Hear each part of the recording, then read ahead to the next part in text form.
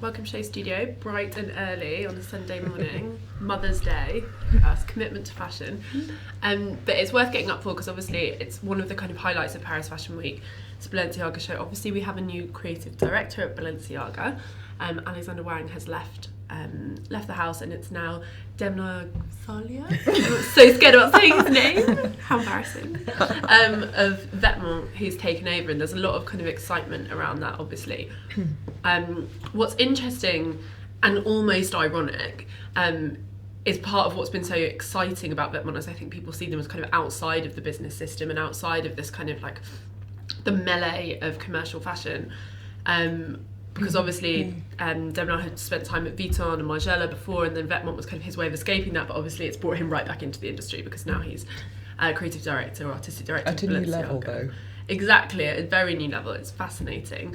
We're going to sort of dive into discussing Balenciaga as a house, but also that appointment. But before we kind of kick off our discussions, I'll just let my wonderful set of panellists introduce themselves, starting with you, Belle. Hi, I'm Belle. I'm at Belle Jacobs. I'm a blogger and fashion writer.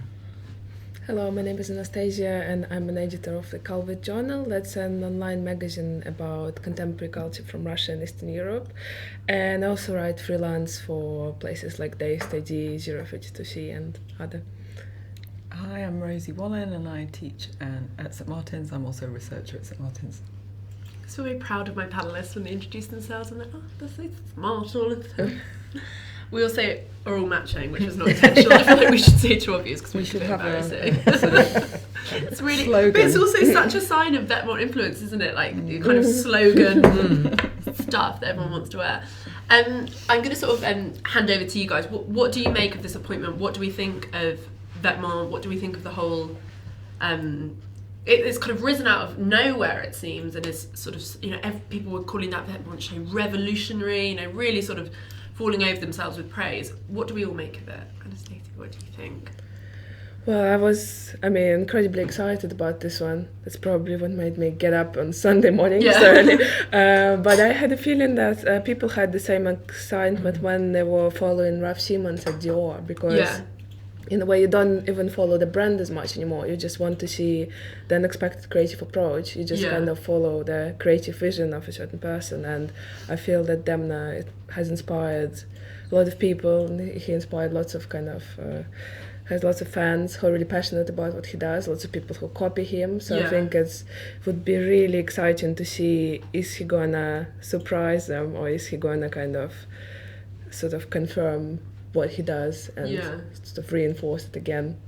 Exactly. It's interesting talking about surprising because I think I'm interested to see how this relates to Vetements. What it is it about, as you say, kind of hammering home that aesthetic, or is it about doing very different things? Which obviously Raf Simons always had an interesting kind of position with, because Dior was women's wear, then his own label was menswear. So I loved how you could see the kind of conversations between the two aesthetics, but it was very separate. Whereas there's kind of not that same degree of separation. What do you make of it all? Well, all the students are wild about Vetements. Are they? Despite the price point, do they just? Yeah, they think that it's a really interesting brand, and they love the fact that it's sort of the alternative Paris fashion scene. It's seen as this kind of young, rebellious. Because I think fashion's been sort of lacking that a bit, this feeling of rebellion, ironically, and so that's how they sort of see it. But as you mentioned in your introduction, quite interesting to see that was done as a reaction against corporate big kind of business, and then he's been taken up by exactly the thing that he ran away from, and is now dividing his time quite equally between them, 50-50.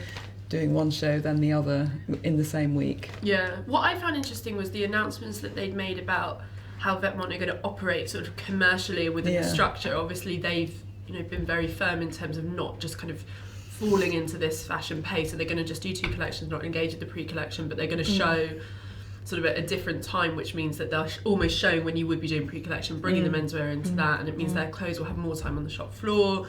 They won't be doing as many collections. So in a way there is an element where Vetements, both aesthetically but also kind of in terms of how it runs as a business, is opting out of the system. That's the most interesting bit. But then will he have that freedom with Balenciaga? He won't have that freedom with Balenciaga absolutely said categorically no, they're not changing. Yeah. So there's he's sort of schedules got for his him. foot in both worlds. Yeah. And that's what's going to be really interesting for but us, I they think. do say the best way to change the system is to work within it and Yeah. then push through Well, stuff. obviously, but the big corporates, they know that they want some of that too. That's Yeah. why they Yeah. brought Yeah. him in, Yeah. you know, Yeah. because they know that it's kind of not worked. And obviously, it didn't work with Alexander Wang. Wang, It yeah. was kind of not a good fit. Yeah. And so they've been very considered in how they've thought about this designer who's obviously got a heritage with working with these big corporate, so understands the business and has his brother who's CEO, who's very much business side. And that was one of the things that Nicolas Ghesquière always complained about, was this sort of feeling lonely in this corporate environment and not having the business support, whereas Demna has his brother. So I think he's sort of seen as experienced, stable, you know, has this setup, but also has the youth side, which is kind of, in theory, could be the perfect combo, but we will see. I also think if you think about kind of, there's a certain frostiness with Vetements, you know, there is that kind of, you know, it's when things are very cool, they always seem a bit icy and a bit chilly and a bit kind of lofty even. And I think that what's interesting about Balenciaga is it's always kind of had that air, particularly because of Nicolas Ghesquière when he was there, you know, it was very much kind of, that loftiness that comes from being, you know, cool and pioneering. And I think with Alex Wang there was a certain mass element to that, whereas I think this relationship fits well with that. It means that Balenciaga is a little bit like too cool for school, you know, like we're more interesting than you, this kind of collective sense. I think that's quite interesting. What did we all think of the Vetements show? What do you think of the whole aesthetic, the whole thing? The whole aesthetic of Vetements, sort of, I just don't really get it. I mean, I don't get the fuss around it. It's beautiful streetwear for me, essentially. Well, that's what it's inspired by, isn't it? I think essentially, for me, what appeals about Vetements is the culture that we're talking about, the culture of anarchism. How do you say that? Anarchic. You know, challenging the status quo. It's very attractive to me.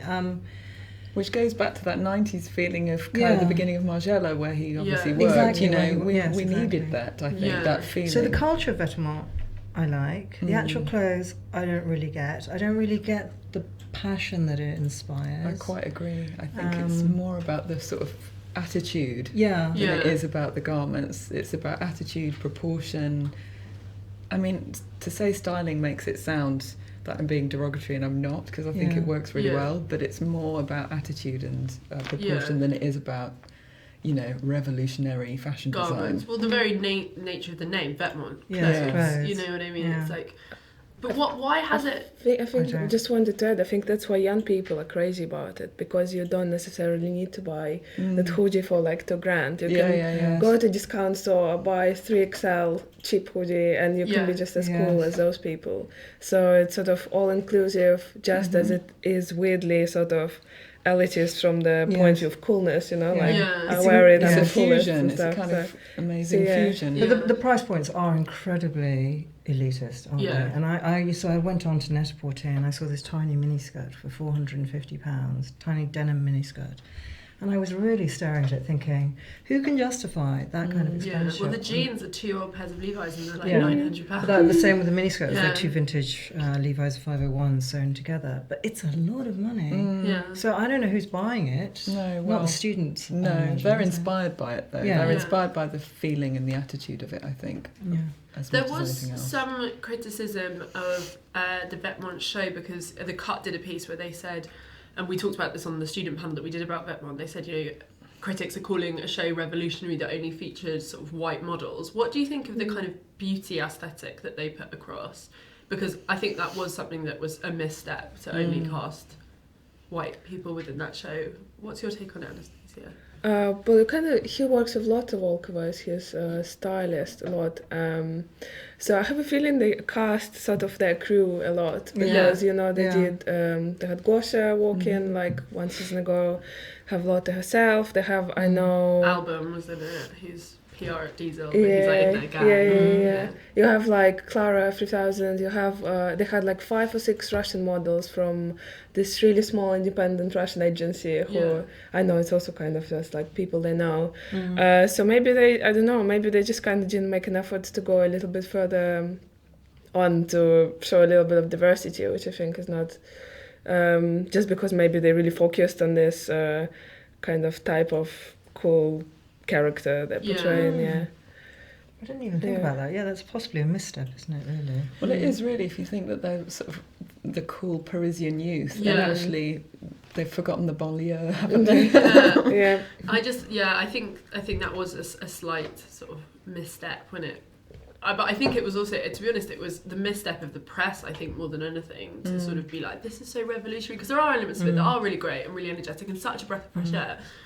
But I think if you're a reporter and you're calling something, you know, this is the new thing, this is like breathing life into Fashion Week, when it's very much conforming to kind of the white standard of beauty that we see. I think that's a fault of reporting. Yeah, but it's not conforming to the white standard of beauty, is it? Because some of them are not conventionally beautiful by any means at all. They're real life. It's just that we have a problem with diversity of colour. Yeah. Well, that's fashion wide.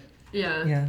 But you really want to see people challenging that. If that's what's great about something like Hood by Air or something like that, because it does challenge that. Yeah, and funnily enough, big brands always get called out about it like immediately. But somehow they manage to like escape this. Well, we've just done it now. I suppose. No, but I think it's important to call out the young designers, because they are the ones who often do streetcast, and in a way they're the ones who are presenting this new idea. So I think it's just as important, you know. But I think not everything is new about it. You know, there are aspects that are new, like the fact that they're thinking about the system of fashion, which is really exciting.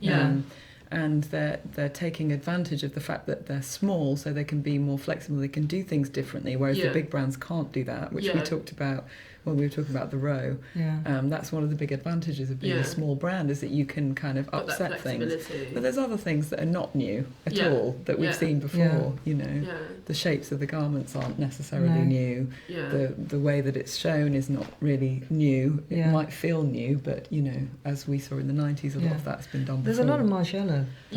Well, he worked there for a long time, and he says that was his formative design experience. That was he called it his MA in fashion, was working there.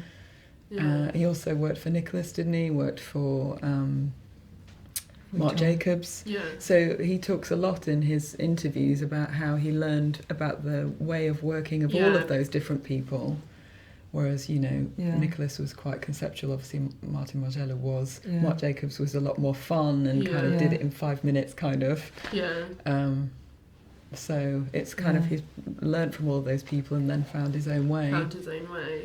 I don't know if he's found his own design aesthetic particularly. Well, he's only had this label for a couple of a year and a bit. I mean, it's ridiculously very new. So in a way, he almost hasn't established his path with his own brand. He's already having to.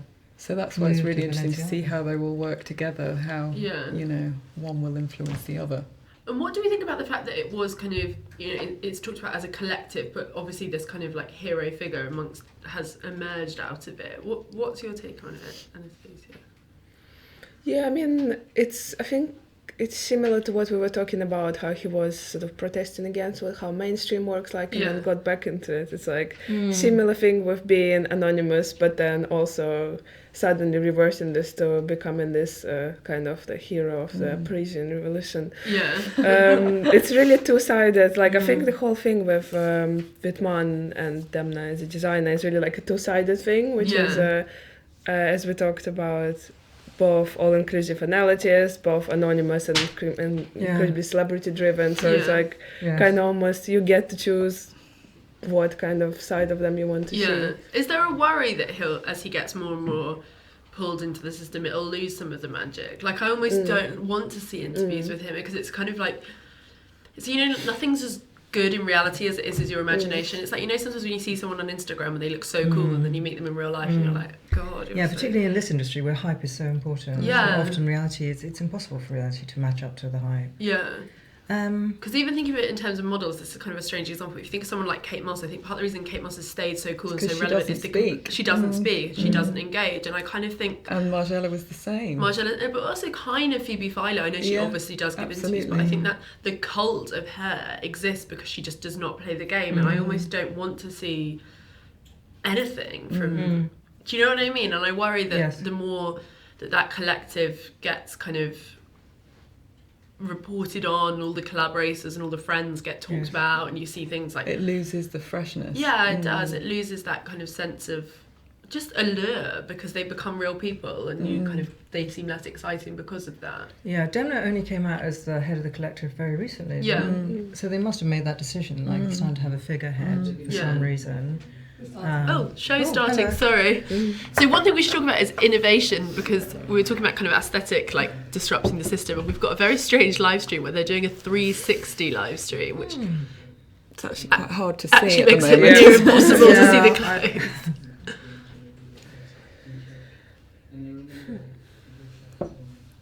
What's the sound? Is it talking? Oh really, is that the soundtrack? I really can't see anything. Can you? We can look at pictures after. No, it's not It's the soundtrack. not the soundtrack. Okay, I thought that would have been revolutionary. That's not the soundtrack. Okay. Don't worry. What is the soundtrack? Bear with me for once. Maybe we're it's talking about new silence. That would be technology. revolutionary. Well, you I can't, did- because you'd hear the models walking. When I was thinking about the continuation of how they're appointing the designers, they brought in Alexander Wang, who's basically Sports Luxe, to offer a particular angle to Balenciaga, and Demna also has a Sports Luxe aesthetic, Yeah. so it's something obviously they want to push a more casual element to things. Yeah. But I felt more confident about his appointment in some ways. Again, we're talking about huge contrast. In some ways, because he did have that the experience in the high-end fashion houses, which is something that Alexander Wang Doesn't have. didn't have. Yeah. He doesn't have. And I think what has happened this season is you've seen, well, not even this season, like over the past few years, is you've seen like actually when people have that behind the scenes real experience, it matters so much. Like, did you see the announcement of Valentino? Their revenues are now, they just reached $1 billion. And if you think, you know, Pier Paolo and Mira Grazia, like they spent so much time behind the scenes, like, you know, Valentino, Fendi, what have you, and like, now they've been so successful. Same with Alessandro Michele at Gucci, and I think there's an element where getting these people who have the real experience. Well, they're risk averse now because Yeah. there's so much riding on it, so much money riding on it. They're not going to give it to someone who hasn't got, you know, some background and understands the timelines and the processes and the teams you need to build. And even like, you know, I think Balenciaga, part of the reason I presumed they hired Alexander Wang was for the accessories. You know, he was very good at creating that kind of iconic bag for his own label, and maybe that's why it's just kind of interesting with Demna, because obviously he doesn't have that accessories thing at all, but they're obviously trying to get sort of some of that cash. some of that, because that was what sustained Nicolas Casquier. It was that Laureate bag, you know, that was incredibly successful. This stream is kind of stressing. All over the place, isn't it? It really is. Well, it's meant to be a 360 stream, which is obviously like, I admire that as a concept a lot, because it's this idea of like being able to turn it and see the clothes, but I think it's just obviously like a bit of a digital experiment. But in fashion presentation now, you do have to engage more and more with technology, don't you? Well, yeah, it's good to see that, you know, he's using that, the ability to stream to try and do something a bit exciting. It just... If it doesn't work. It doesn't work, but we can have a look at pictures, it'll be fine. I'm just so desperate to see the clothes. I know, I really want to see the clothes. Really I want to see. I want to see what they're going to be like. What are we expecting? Sports Luxe, to be honest. Incredibly. I really luxe. don't know. I hope he's going to do something different to his own, to Vetements. I hope it's going to be different. Yeah. That's what I would like to see. Yeah. Probably lots of like boxy shapes, Yeah. luminous stuff, because it's his thing, and then if you look into history of Balenciaga, it's kind of the weird shape. I mean, shape in preparation for this, I was thinking about the difference between Balenciaga and Chanel. Because obviously they both started at about the same time. Like, well, 10 years different. I think Balenciaga was 10 years after Chanel, or the other way around. Can't remember. And Chanel's been privately owned all the way through, you know, and has had Karl Lagerfeld since 1983, whereas Balenciaga's been owned by, well, now Kering, but had all these changes. And it's kind of like what you were just saying, the heritage aspect kind of, it works differently, doesn't it, when you've got a different designer every 5 minutes to if you've got one person who sort of sticks with it, like Phoebe, you know. I think that's a sort of... But I just don't think you're going to get those appointments anymore. Like, if you think how long Karl Lagerfeld has been at Fendi and has been at Chanel, the idea that, but Ralph Simmons would even be Nicholas was here years. for 15 years, that's a long time. It's a long time, And you can really build something. Or Phoebe's been at Celine for, I don't know how long, but it's a long time too. Yeah. And I think that it's that length of time that is really... But the thought of having someone for like 50 years, it's like, it's fascinating. I think it's the norm now that someone's in for 3 But then something weird, picking up on your point, then something weird happens with the identity of the brand. It's chopping and changing all the time. The thing that almost gets forgotten in the Balenciaga thing is the Balenciaga. We're all thinking about the designers, but not actually about what Balenciaga is or was or stood for. I think there's also that debate about, having a designer in 2 roles, as opposed to one designer doing one job. I can't help, even from a very conceptual, just thinking if you've got one guy on one job, it's got to be better. You don't have to split brains. But then Karl Lagerfeld ultimate split between really things. But I think he enjoys it though, doesn't he? Yeah. And he is a very unique person. He can probably take the photographs, do the strategy. What do we think of now? We've got a bit of... It's interesting because there seems to be a lot of florals, which remind me of that Vetements floral dress that like absolutely everyone is wearing. It is quite lady though. I honestly can't see. I can't see it. I'm really sorry. This stream is so like... I saw a bit of a fur collar there. Afterwards, I suppose we can get the... Yeah, we can have a look at images afterwards. I think what's also interesting is how much... I will look down at Balenciaga's... Oh, yes. It's interesting. That's sportswear, for that sure. Yeah. Isn't it? Really That's sort of and trekking up a mountain. But then if you think that kind of circular shape is very Balenciaga, the kind of rounded shoulders... And the neck, the neck thing, that's going back to the old Balenciaga. But it would be really interesting to see how far he went into the archives and how much he didn't. Are we abandoning the stream, Brett? Yeah. Okay. Let's abandon it. I think let's stick with it for a while. Although what is quite nice, because it's a bit blurred, is it does remind me of early Margiela and all of that kind of like, pixelated faces and... But their streams are always really, really bad. Like they did one with Alex Wine where they had mirrors behind the girls, which was actually like a lo-fi version of trying to do this 360 thing, and it was like really great concept, but you just couldn't see anything. No. Oh wow, we're on the final walkthrough. Well, there's a bit of tailoring which is nice. Which is interesting. It's just the worst quality stream in the world. They should definitely fire whoever did this. So you've got that off-the-shoulder thing that Vetements does a lot. Yeah. It does look like just a slightly more grown-up version of Vetements, to be honest, from Puffy here. jackets. Exactly. Yes, it does. But the other thing I think that's interesting about Demna is that if you look back at when he was early, just starting, like in the, I suppose it would be 2009 or something. Yeah. He was with Margiela then, I think. Yeah. And he was talking about not being interested in doing anything commercial at all. Yeah. And it's quite funny now that he's kind of now... Well, yeah. Absolutely the ultimate commercial designer in the sense that he understands all the different aspects of the business. But then you wonder, actually... Yeah, it's that strange thing of that, like changing the system by operating within it or changing the system by rejecting it. I kind of understand that difficulty. I don't think he's rejecting it. I think he's working. You see, within it. You have to play the game. Yeah, he's played Vetements really efficiently, really, considering he's meant to be. We're saying he's non-commercial. I think it's not as rebellious as perhaps it seems. Do you but think then so much of its glamour is based on its rebelliousness? That's quite a challenging. I think that all right, I should specify then the aesthetic is rebellious. Yes, okay. But the sort of the way of working is not that rebellious. It's not that rebellious. No, to me. Is anyone bucking the system sort of really? I do think, well, yeah, Hood Bayer is an interesting example. Yeah. They're not bucking the system in terms of how it's produced though. Yeah.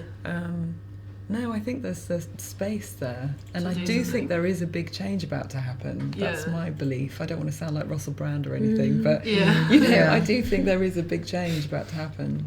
What do we think of the... Because obviously a lot is made of sort of the number of designers coming out of Russia and Eastern Europe, particularly because of Gosha and Lotte herself. What's your take on all of that, Anastasiia? Why is that having a moment? Well, it's interesting.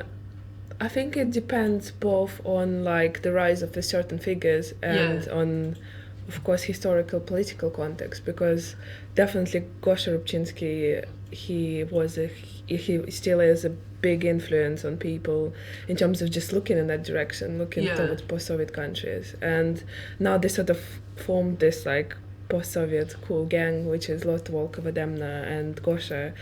Clearly all hang out together, work together, work with this, they work a lot with this Moscow-based model agency called Lumpin, where they got like those kind of street kids from Moscow on the catwalks. But I'm not sure, maybe it's kind of just the beginning of the sort of more culture coming from that direction, because if you think it's been 26 years since kind of fall of the Berlin Wall, so you got the whole like new generation of people who want to do stuff and know how to do it sort of in Western way, so it would work in Western way. So so and you kind of have more sort of mechanisms in those countries to do to make fashion, because of course it used to be a ruin, like you had nothing, no production, nothing at all. And now it's still a little bit DIY, but maybe, I don't know, maybe it's just sort of looking for this something new, ultimate sort of outsider aesthetic.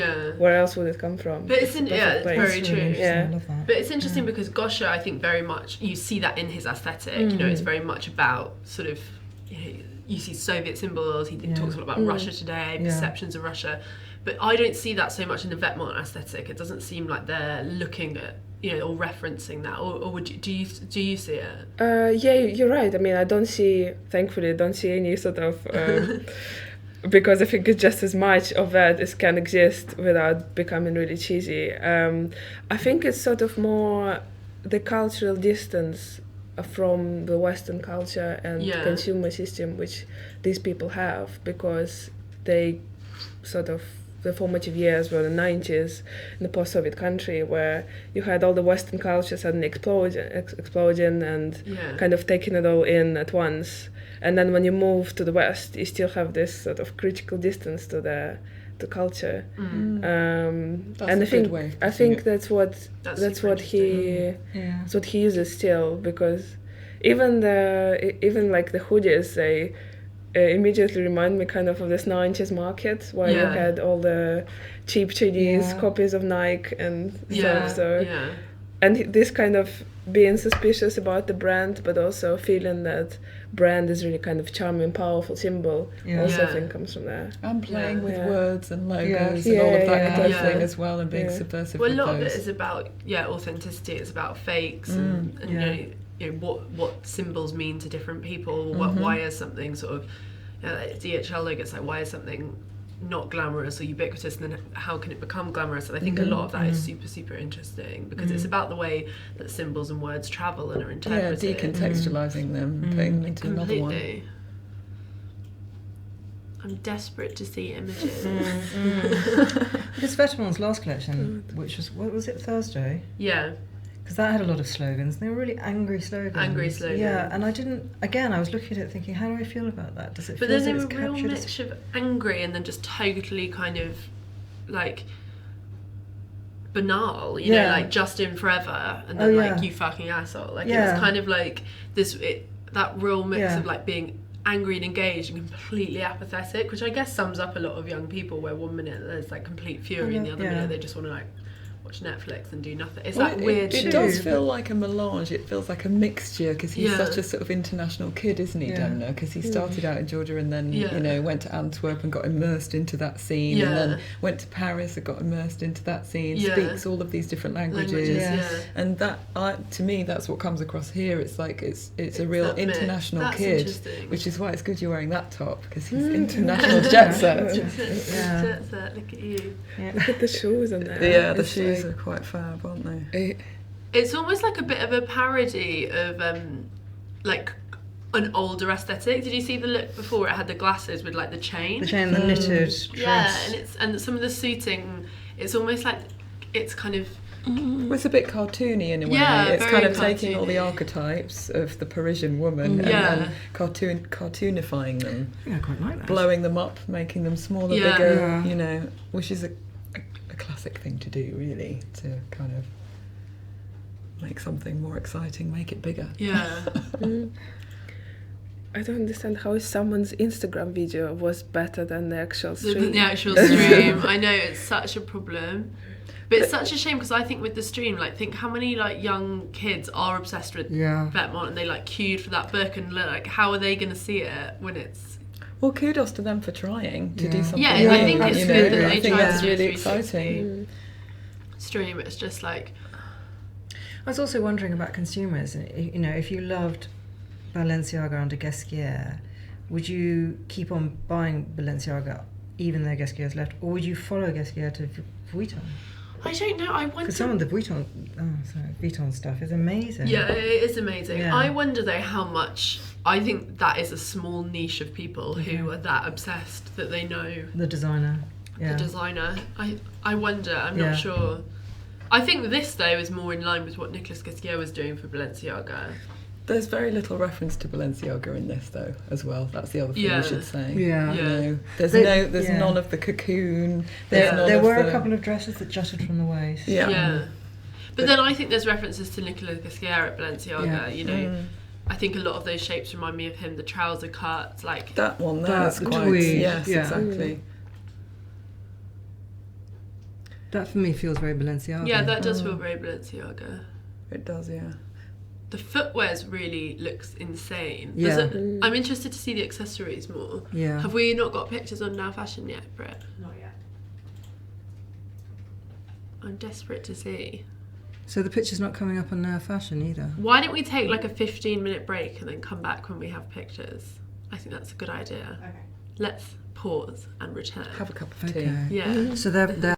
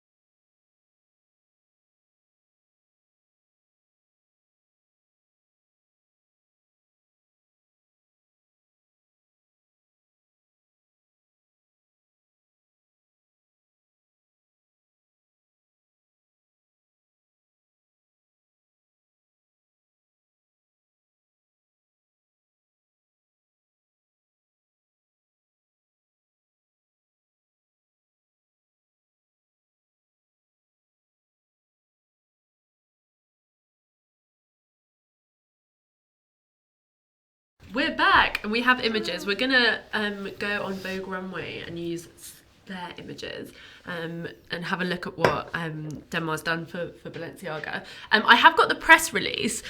Just before we have a look, I'll just tell you guys what it says. It says Christopher Balenciaga's methodology was to create. I'm dyslexic, so I'm really bad at reading things out loud. Was to create clothing engineered to transform how women felt and therefore how they looked. The 3/4 sleeve, the stand-away collar, there we go. The skirt running slightly ahead of one's walk, the rapport between body and clothes, a couture attitude. Balenciaga was built on the relationship between couturier, client, and cloth. The Balenciaga Autumn Winter 2016 ready-to-wear collection, the debut by the new artistic director, is presented as a series of couture attitudes transforming a modern utilitarian wardrobe. The notion of sophisticated is toyed with, an abstract inspiration. What is sophisticated today? How to place Balenciaga's legacy in a new context. The collection is built around 4 attitudes, focusing on a manner of carrying oneself in clothing rather than silhouette. The mannerisms is then translated into cut, construction to discreetly but distinctly affect the deportment and psychology of the wearer. It talks about all these kind of different sections and the different sort of cocoon shapes, free suspended fabric. I think we'll kind of see those as we go through. Interesting how he's broken it down then into 4 areas. But then I also think that's kind of an interesting, it's quite a conservative way of presenting, you know, to move from like day wear to evening wear to bridal, you know. It's and that thinking kind of, about function. Yeah. But it's interesting because when we first saw it, granted we couldn't really see anything, but we talked about how it didn't look very Balenciaga, but now I look at it, It looks more Balenciaga now. Yeah. Definitely, because it's being held off the body. Held off the isn't body, it? exactly. Yeah. Which is actually very Vetements if you think about it, that kind of like, with Vetements it's very much to do with oversize and Like slouchy. that one in particular, look, it's really, really strange, but interesting. Yeah. The construction is interesting. It looks as if they've cast some real life people as well. Yeah, Real-life the casting people. is interesting. It's very much older. I wonder if this is how if that's gonna be the distinction that, you know. Well, it gets younger later, I think, doesn't it? With all when the puffers and things start. It's interesting that only one of the first looks had a bag, because I thought that was going to be a big push. Would be on the. Yeah, they're notable by their absence, aren't they? See, that's very, very Balenciaga to me. But it's also very Demna, because he does a lot, or did a lot of kind of cutting off the body like that and tailoring. I wonder if he did all those kind of heavy metal prints and t-shirts and stuff in his Vetements collection. Yeah. Basically push it apart as much as he could. And Justin Forever. Yeah. That's definitely Balenciaga. That's so Balenciaga, that cocoon shape. But it's interesting that it's rendered in such like sporty fabrics. They've talked about in the press release how fastening and unfastening fundamentally alters the way the clothing sit and their overall appearance.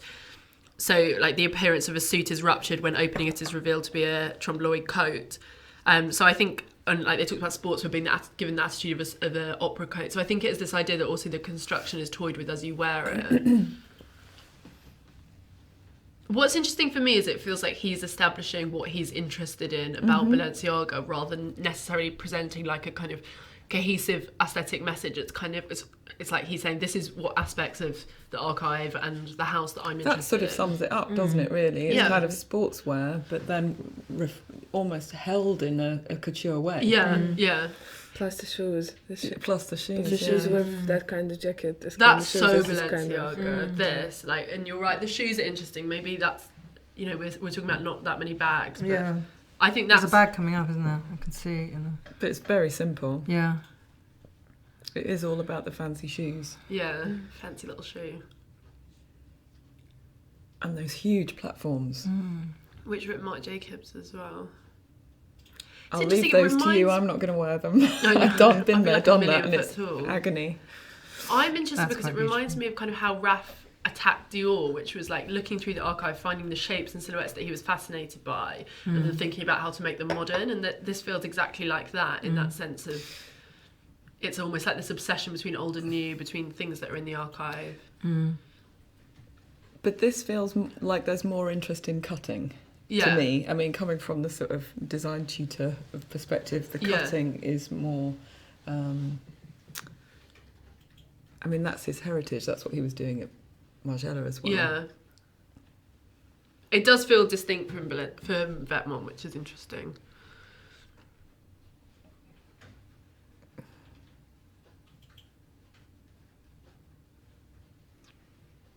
I'm just waiting for those flower ones. Yeah, I like it in a sense because it's not immediately like... With Vetements, there's a lot of immediate appeal. I think it's the use of the slogans, whereas with this, it's not as like... you know, I don't think he's a very seductive designer. The clothes don't kind of seduce you. They're not romantic, but the Vetements ones kind of grab you. Whereas this is that kind of chilliness. But that was the same with Nicolas Ghesquière. I think it's easy to look at those collections now and think how amazing they were. But at the time, they always looked so ahead of their game and like weirdly kind of futuristic. It's an amazing coat. But he's definitely hammering home this off-the-shoulder thing, isn't he? That's off a the really, shoulder, and that's also a really that it big is point. cocoony and sitting away from the body. Oh,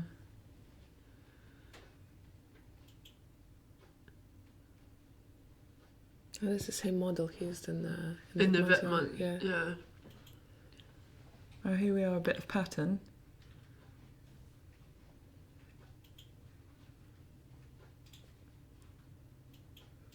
There we go. That was the ones we were wondering Yeah, I'm about. kind of obsessed with that. But that's very Vetements, I think. You know, that kind of Mishmash. yeah, that could be in a Vetements show, I think. It could be one of the print tutors at CSM as well. Very much so. I wonder what that's made from. Doesn't say. Because it almost looks like it's like old Archive fabrics. yeah, like you know Margiela, the kind of ties when he like made all the items out of the ties, it kind of reminds me of that kind of thing of like it almost looks like it's made of lots of different scarves or something. Such a different mood from the opening pieces. Very different.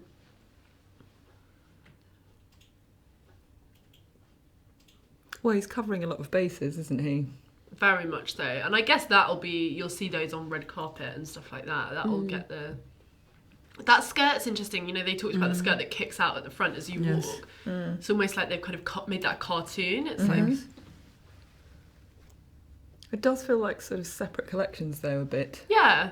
But then I think so did Dior when Raf Simons did that as well. You know, it would feel like so many different... It feels more conceptual than what Alex Wang was doing there. With Alex Wang, it felt a lot of it was about finishes and surface and fabrications, whereas this feels like it's kind of a mixture of an obsession with cutting and fabric and surface. Well, it feels like a modernisation of what the key kind of elements of Balenciaga always were, yeah. I could be wrong, but it feels quite confident. Like he kind of thinks, you know, he knows what he's going to do. Yeah. Well, he's done his homework, hasn't he? Yeah. Now we're seeing all the bags. Those are going to be like street style fodder, aren't they? Jesus Christ. But it's nice to see a bit of colour. Yeah. Bit of denim. They're almost beach bags, aren't they? Yeah, they are. I'm just expecting Good a parasol. for your towel and your... But they also look sort of like this huge synthetic shopping bags. Yeah. That's the last look. Okay. And then they all it's very, very different. And it's interesting that it goes from...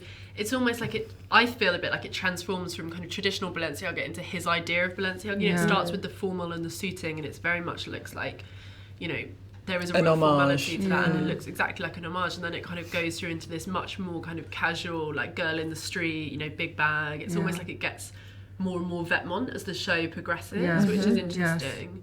But it's still very grown up. Yeah. There's, you know... Do we like it? Quite. I mean, I'm not. There's, you know, when we were talking about Louis Vuitton, when I saw the Louis parts of Louis, I get this thing where my heart just sort of contracts a little because it's so beautiful and you want it and you can't have it. and I got that with Ghesquière's Balenciaga, some of them. This not so much. Yeah. So this isn't making, it's not filling me with desire. Yeah. It feels like a really clever, considered response, you know, based on lots of experience, but it does lack that kind of wild element. But then I think that... You couldn't have that really in Balenciaga. No, I think you'd almost feel let down if the collection was too readable. I think that was what was so great about Nicolas Ghesquière there, and it's kind of what makes someone like Miuccia Prada great, is like, you always feel like there's something that you're not quite getting and that it's going to take you a few weeks to think about. And actually, if you think about it, going back to what we were talking about with Vetements and the way they're selling, you know, Balenciaga is sticking by that old model where you won't get these clothes for like 6 months, and so you don't want the collections, I think, to actually be too immediately digestible, because these pieces you have to sit with and understand and think Well, about. it would be nice to see them up close, that's the Yeah. thing, because sometimes, as we were talking about earlier, it's hard to really understand quite what they've done from such a distance. And I do kind of understand the 360 thing because that they tried to do with the stream, because when you look at them, they look quite flat, but you wonder what they look like from the back. And Like from that the coat side. there, for example, it could be amazing, couldn't it? Yeah. But you just don't really know. And there has Straight been from much the more of a front. focus on the back in On the fashion, back, you know, yeah. in the last sort of 5 years. So there's always stuff going on there. What's your take on it, Anastasiia? Do you like it? I do like it, yeah. I mean, I think what's We're we so all hard to probably- please, aren't we? well, we probably all can see that it's going to influence the way people dress. Yeah. Like the fashion people or just even normal people. And I think what Balenciaga has always been, why it's always been great before, is that it somehow makes you redefine in your head what beautiful is and what is acceptable, what is not. Yeah. It's like no one wears floral these days, if we look at each other, if we think of it. Yeah. But maybe people will do in a year, in 2 years, because he showed it there today, and that's, I think, going to be exciting to track that, sort of how it sort of spreads downwards from here to like the streets. Yeah. That's quite a good note to end on, actually, because it's exciting to see how it's going to filter down and how it'll change, and will we all be wearing stuff hanging off our shoulders and head to toe. Well, it's got an awkwardness, hasn't it? Which is that awkwardness, which brilliant. is quite nice. Yeah. Should we give him a round of applause? Yes. Yeah.